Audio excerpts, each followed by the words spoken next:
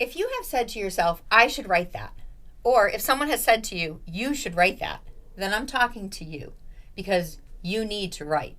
And that's why you're tuned in to yWrite.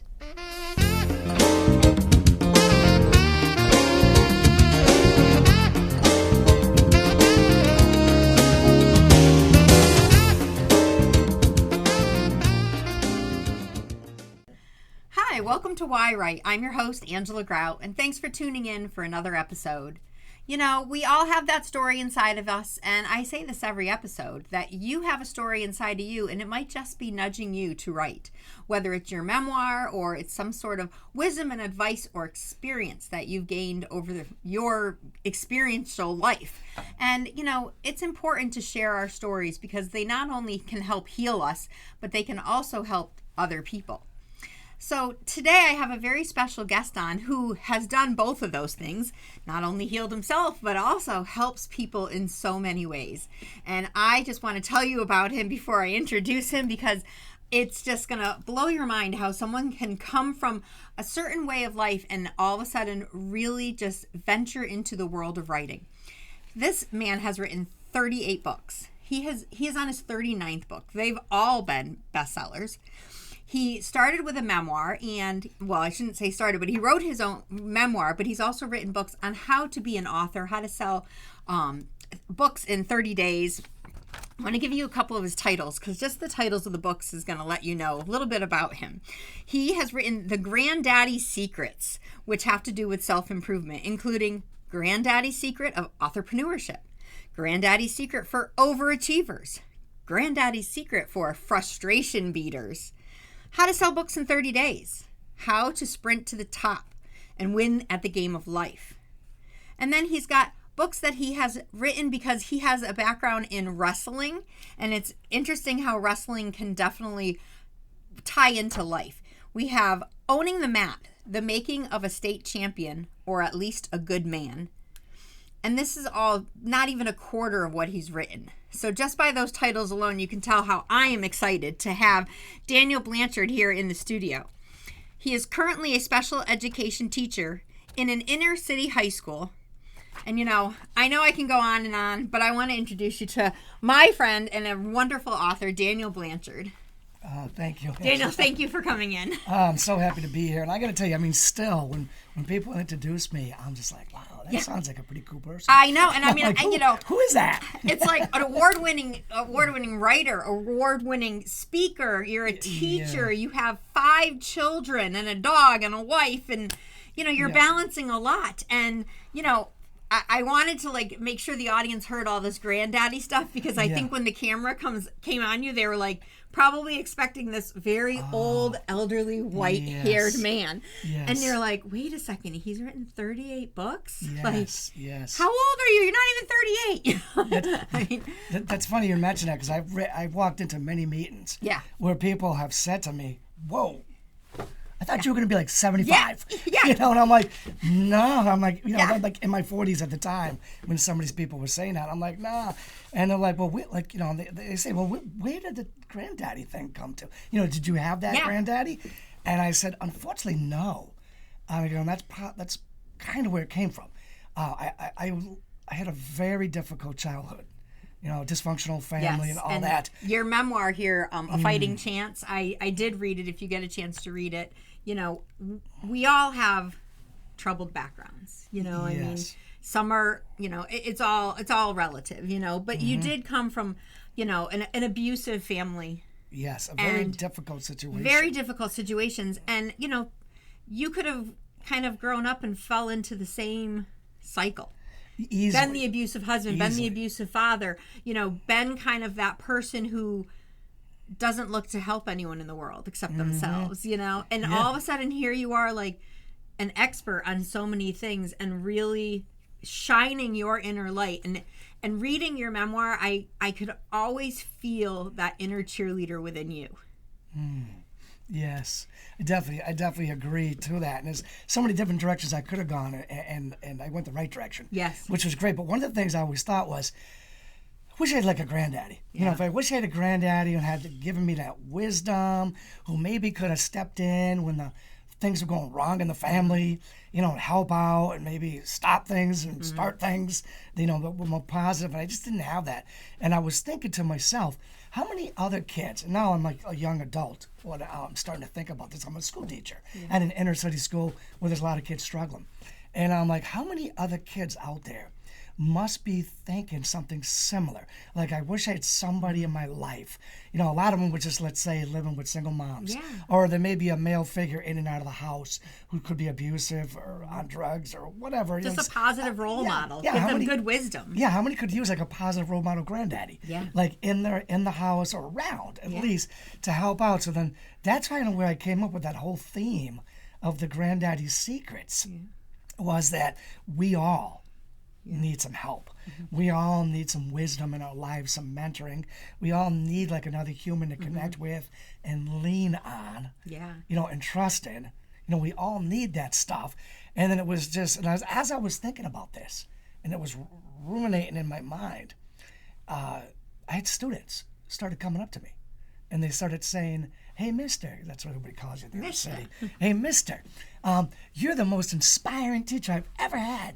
You should write a book and tell others what you tell us." And I was always like, "Oh, that's very sweet of you, but no, thank you." No, I'm like a terrible writer. And this is what I tell my audience, because so many times they probably have heard, "You should write that, you should write a book." And they're like, "Oh, am I to write a book?" And yep, exactly. You're the role model for these writers, but now for these children. And, using that name Granddaddy, it really does become like that book nights, what is it? The bedside table book. You want to keep a book by your side at all times, whether it's one specific book or a different one kind of cycling in, because they improve who you are. Yeah, no doubt. And it's kind of funny because people ask me sometimes, "Well, you must have had some great mentors." And I was just like, to write 38 books, be an award-winning author, speaker, educator, just did a TEDx talk. You did a TEDx talk. Yeah, you must have had some great mentors. I'm like, wrong. Yeah. I'm like, I didn't have any good mentors except for, let's say, some non-traditional mentors. As a young kid, like I used to watch sports a lot.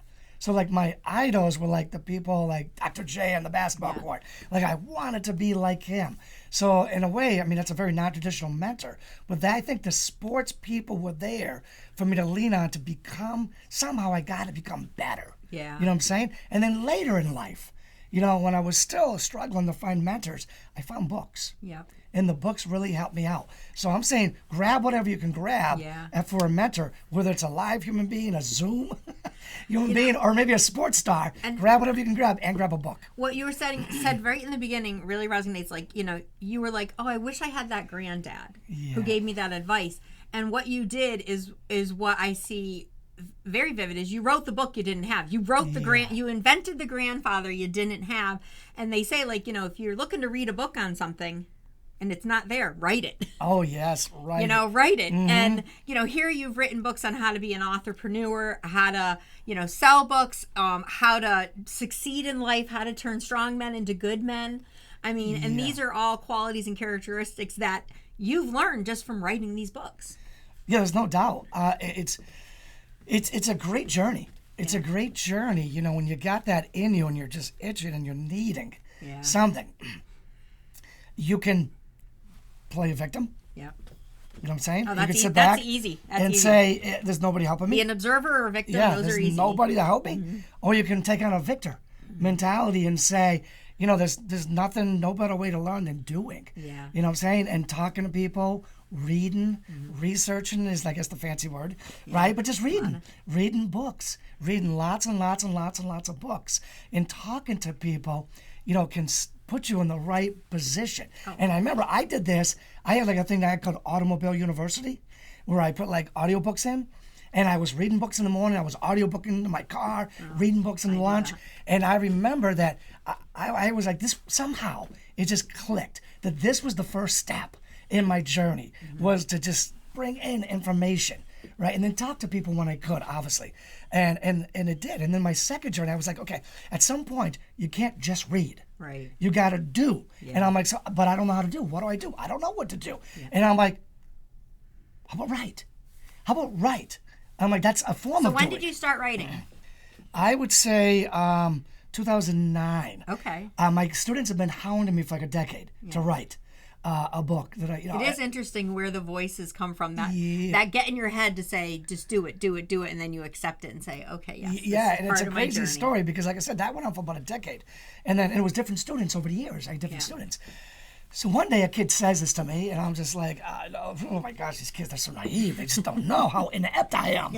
I'm a terrible writer. I have almost nothing going But for me. apparently you must be a great actor because they're like, he's awesome. Yeah, You're like, you no, gotta do this. So I'm driving home on this particular day, and I got my hour drive home, and I got my automobile university on, listen to my audiobook, this and that, and then the phone rings. I love that. Automobile University. Right? And the phone rings. And it's my buddy Dave. My buddy Dave, he's the kind of guy that everything he does turns out right. You know what I'm saying? Everything he touches turns like that. right. So he's in Florida now. He calls me. He's like, Dan, I decided I'm going to write a book. And I'm like, that's great, Dave. You should definitely write a book. And I'm like, guys like him write a book. Not guys like me. You know what I'm saying? So I'm like, Dave, you've got so much to say. You've got so much good stuff. And I'm like, you should definitely write a book and tell the world what you know. And he's like, I'm going to do it, Dan. And I said, that's funny, Dave, that you brought that up and you called today. Because just today, another student of mine told me that I should write a book. And he's like, Dan, you should. And I was like, Yeah, you're getting it back at you. What? You know, this is not what I'm considering some young, naive Right. kid that doesn't realize what a loser I am. A professional peer. He has a professional peer who I admire. And he's like, Dan, you should write this book. And he knows me. Yeah. You know, for many years he knows me. And he's like, you should write that book. And I was like, wow. So I turned off the Automobile University, obviously, and I kept it off the rest of the way home. And I just thought about it. Started writing. Yeah, and I started, and then I went home that night, and I set my alarm clock for 4 a.m. And I did that for the next 365 days. Wow. And 365 days later, I'm holding Yeah. a book in my hand. And it really can take a year to write a book. I mean, depending what you're doing. And, you know, birthing a child is 9 months incubation. Yes. Birthing a book is, you know, sometimes a little longer, sometimes a little faster. But what was that first book that you wrote? The first book I wrote was a book that was called Feeling Good. Okay. Oh, my bad. That was the second one, Feeling Lucky. Feeling Lucky was the first book I wrote, which years later I went back because, you know, I'd grown a lot over the years. So years later, I went back and I redid that book. Yeah. And that book became The Storm. Of how young men become good men. Yeah, how young men become good men. Good men, The Storm. And I am so proud of that book. And when people find that book and they read that book, you know, they come back to me and they're like, wow. And is The Storm available on Amazon? Yes, I know it your is. books are. Yep, so. it's available on Amazon. Yeah, that's interesting because, I mean, the first book I wrote was An Angel's Journey, and you know, it was hard to, you know, it took a long time to, you know, put together. Well, I say a long time. I literally wrote it in 9 hours one day, which always sounds weird, but it took, you know, a while for me to be comfortable enough to share it and things. And then after writing a few more books, sometimes I feel like I want to go back and revisit it to say, I think you know, could I make it different, or would I change the title, or what would I have done differently? But like any project we do, sometimes I feel like I just, you know, I have to let it go because, you know, as a florist, I'd make, you know, a bridal bouquet, and I mean, I could play with it for hours and hours and hours on end.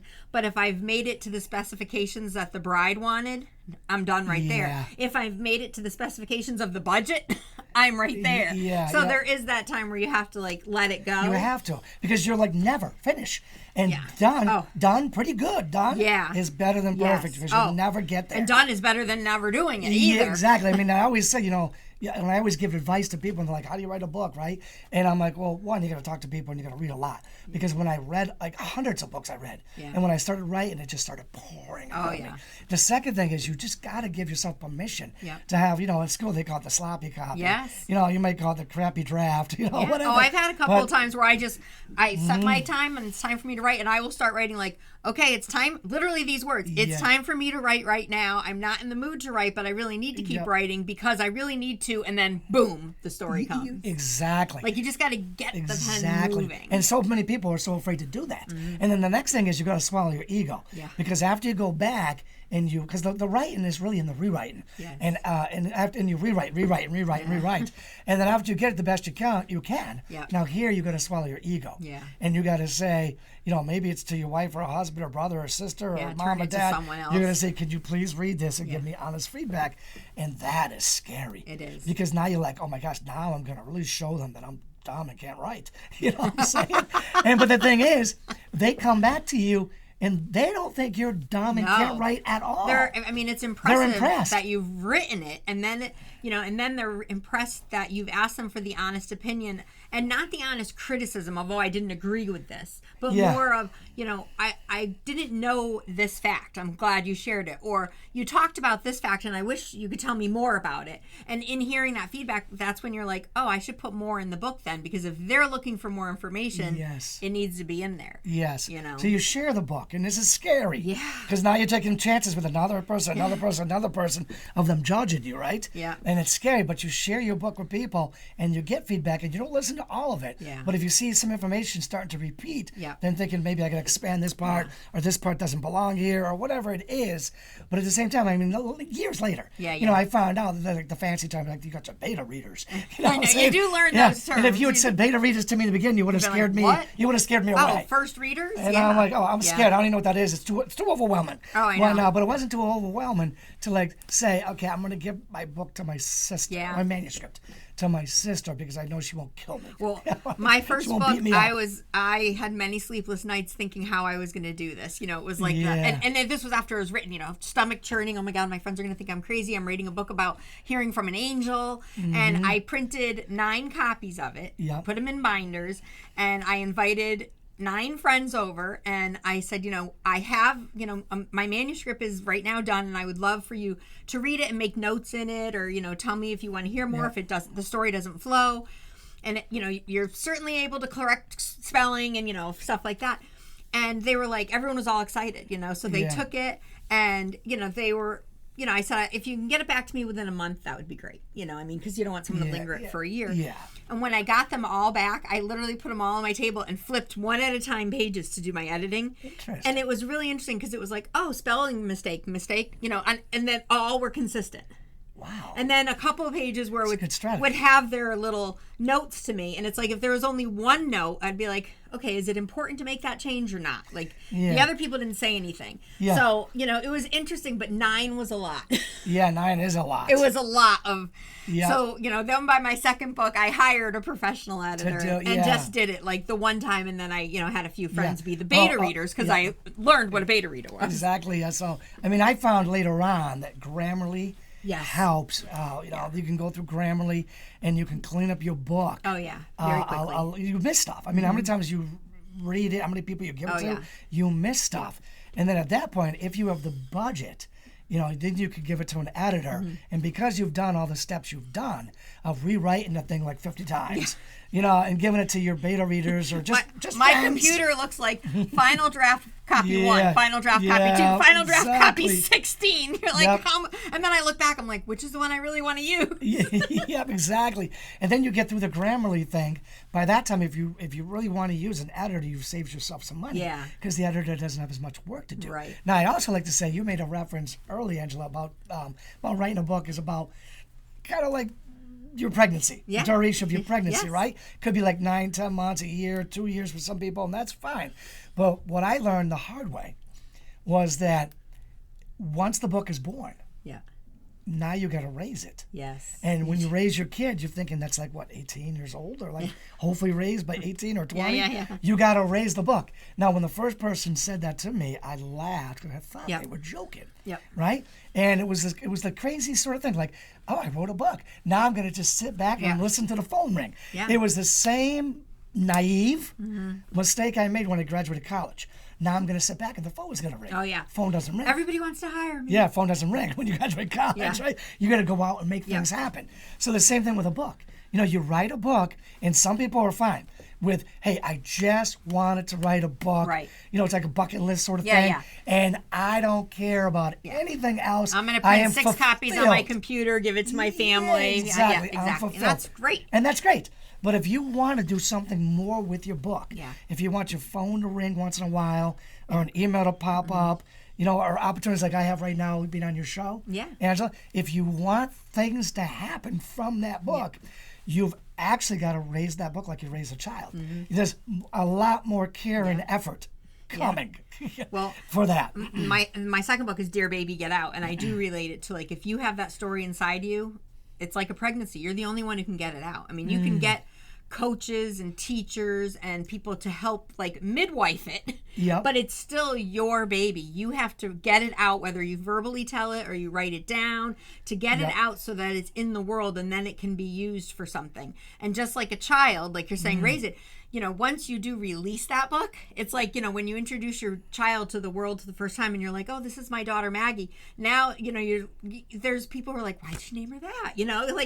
People can be very, kind of critical. And then as they grow, people start to become a little bit judgmental because, it's like, oh, she has beautiful blue eyes, or, because now it's taking shape in a form that you didn't expect anyone to be noticing. Yes. So you want to make sure that, the book that you write does take the shape that, in one way you present it in the way that you want it to be received, but you have to accept how people are going to receive it. Oh, absolutely. And I realized that, it was such a great thing. I was so proud to be holding that book in my hand. And for me, it clicked right away. It clicked right away that, wow, I can be successful. I can write a book. I need to set my alarm clock for 4 a.m. tomorrow morning. And you start it again. And go back to work and write on the second book. Wow. On the third book, and the fourth book, and the 36th book, then the 37th book, and the 38th book, and now the 39th book. And I got to tell you, the journey's been wonderful. Like, people say, oh, you're making tons of money from your book? Yeah. And I got to tell you, no, I'm not. But the journey is so enriched. Me and enriched my life. There is that dream and the thought of, he's written 38 books. How rich is he? Yeah, exactly. And I make money every month. Yeah. Every month I get some kind of passive income comes in, although I don't know how passive it is, because I'm still, working away at a million different things to get my name out there, get the exposure out there, and to continue to grow as a person. And you think about it, how often does the great American novel come around? Yeah. Not that often. Yeah. So you're not going to get rich on writing a book. Very, very few people, whatever it is, 5% or whatever it is, they get rich writing books. However, when you write a book and you actually go through the process, you become a different person. Oh, yeah. And the book enriches your life. And it's almost sad. Not totally sad. I get it. The people that just say it was my bucket list. Yeah. That's it. I'm done. No. You know what I'm saying? I get that. Yeah. I get that. But if you're willing to take the next step, the journey can continue. And it can continue to enrich in your life in so many ways, between second book, third book, fourth book, speeches, speaking. Radio, I was just going to say. Radio, look at TV, me with a podcast. Podcast. If you ever told me, a year ago, or definitely, 5, 10, 20 years ago, oh, you're going to have a podcast about books, I'd be like, what? You're like, what? No. I could maybe do a podcast about, it was a florist for 33 years. It would make sense that I'd be an expert on floral design. But now you're telling me I'm going to talk about how to write a book? Yeah, you're like, what? And you're right. No way, right? Life just evolves, and it does bring other opportunities. Yeah, and you learn stuff. And you don't write that first book considering those other opportunities. No, you had no idea. Just organically evolve. I mean, you did a TED Talk. Yeah, I never thought. TED Talk didn't exist in 2010 when my first book came out. And I could have never imagined how I would have evolved and the skills I would have learned and the people I would have met and talked to on this journey. I couldn't visualize any of that back in 2009, 2010. And I'm just so glad I didn't just stop. Yeah. And I got to tell you, along the way, there's been many times, I'm writing columns, I'm writing blogs. There's been times I'm working myself to exhaustion because I have like a purpose, a mission, right? And there's been times where I've been just like, I'm so tired and I don't feel like people are listening or I'm not being noticed. How much of a difference am I really making the teens' lives out there? Right. They're still struggling. Right. And I've been so frustrated. And then boom, an email comes in from a complete stranger. Right.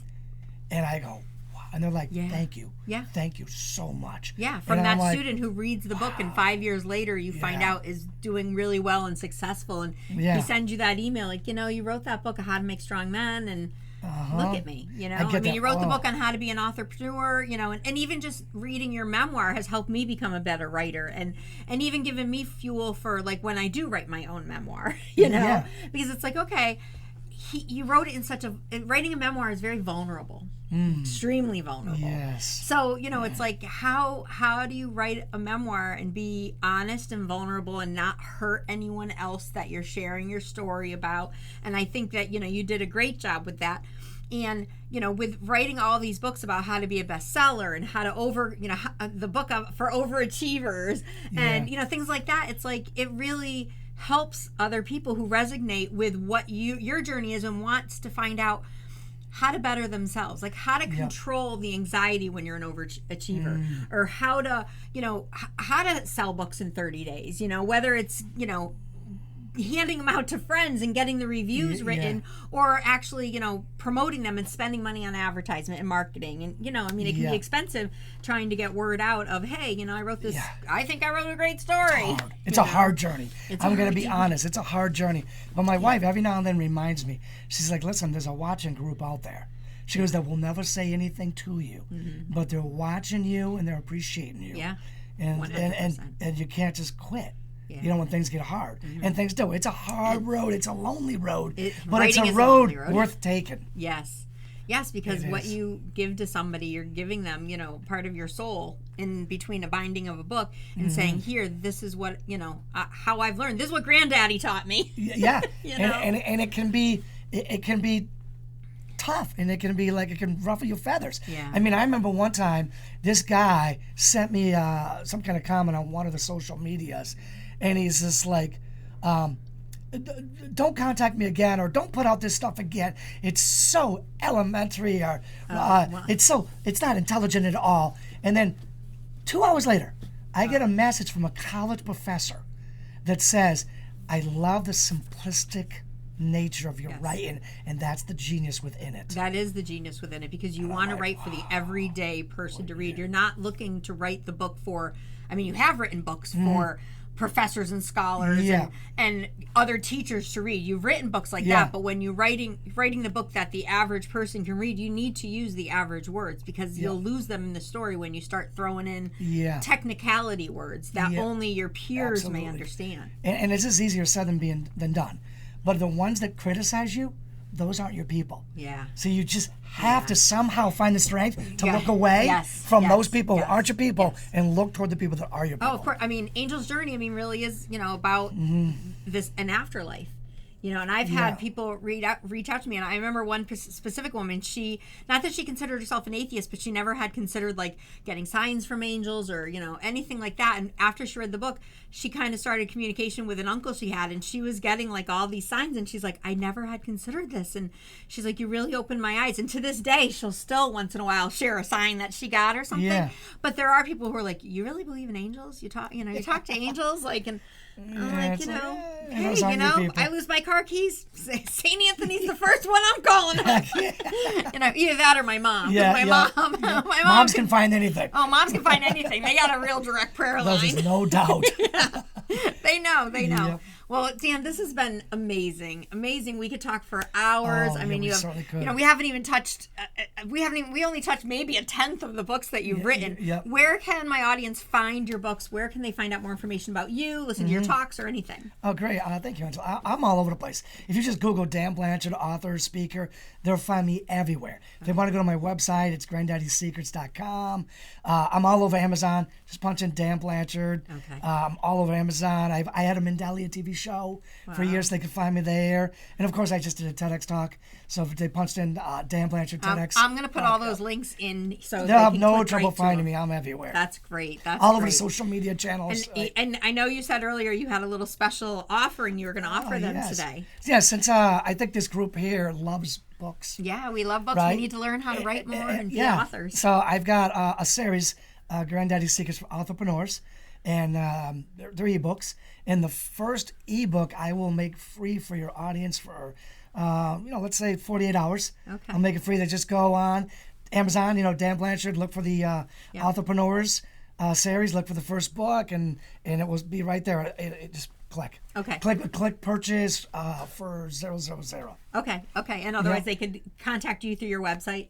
Yeah, they can contact me through my website. Okay. I've got email. They can find me easily. All right. It's easy to find them. I'll make that book free for 48 hours. Oh. And they'll see that they too can write books, and if they wish to go beyond, there's ways, lots of ways they can go beyond. Thank you so much. Yeah, come on, was I not right? I mean, come on, this was a fabulous conversation that we had here with him today. And I want to thank Dan, I want to thank Studio 954, and of course I want to thank you, my listening audience, for tuning into the show week after week, because without you, I'd just be sitting here talking to me, and I'd still enjoy it. But I enjoy that there's an audience there also learning right along with me.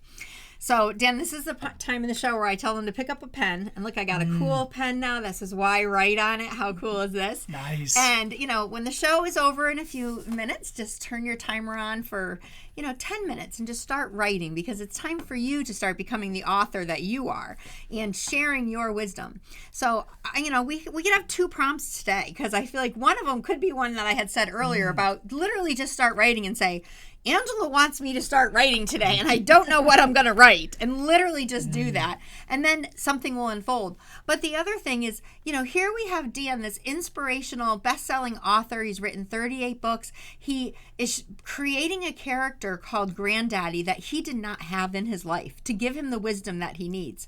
So can you start writing a story and give yourself the wisdom that you need? What are you seeking to know about your life or about life in general, or even a specific experience that you've had? And just start writing, my grandmother would have told me this. And that's all for today's show. So thanks so much for joining yWrite. My name is Angela Grout. I will see you next time.